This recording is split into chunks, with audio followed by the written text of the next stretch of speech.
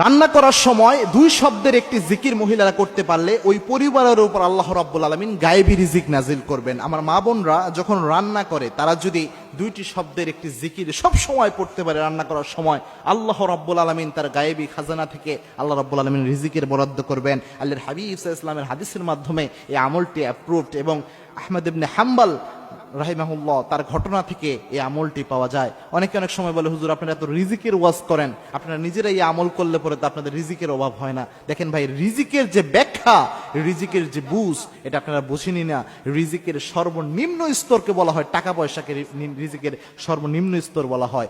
রিজিকের সর্বোচ্চ স্তর হচ্ছে আপনার সুস্বাস্থ্য, আপনার যে সুসন্তান, নেককার স্ত্রী, এই সবই রিজিকের অন্তর্ভুক্ত। আপনি সুস্থ রয়েছেন যে, এটাও একটা রিজিক।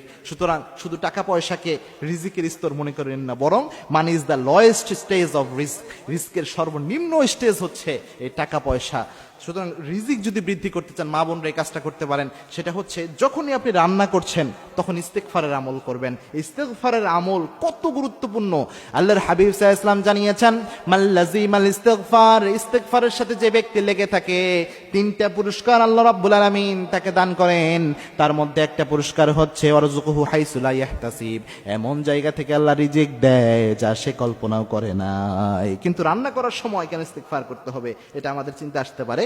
আহমদ ইবনে হাম্বল রাহিমাহুল্লাহ যুগ শ্রেষ্ঠ একজন মুহাদ্দিস ছিলেন। তিনি একদা হাদিস তালাশের জন্য তিনি ঘর থেকে বের হয়েছিলেন, তিনি খোঁজা শুরু করছিলেন হাদিস। তো এক জায়গায় তিনি রাতের বেলায় তিনি চিন্তা করলেন, এই জায়গায় রাতের বেলায় এশার নামাজের পরে মসজিদেই তিনি থাকার চিন্তা করলেন। কিন্তু মসজিদের যিনি খাদেম ছিলেন তিনি ইমাম আহমদ ইবনে হাম্বলকে চিনতে পারেন নাই, যিনি জগৎ বিখ্যাত মুহাদ্দিস। তিনি বললেন, না, মসজিদে রাতের বেলায় থাকা যাবে না, আপনি অন্য কোথাও যে অবস্থান করেন।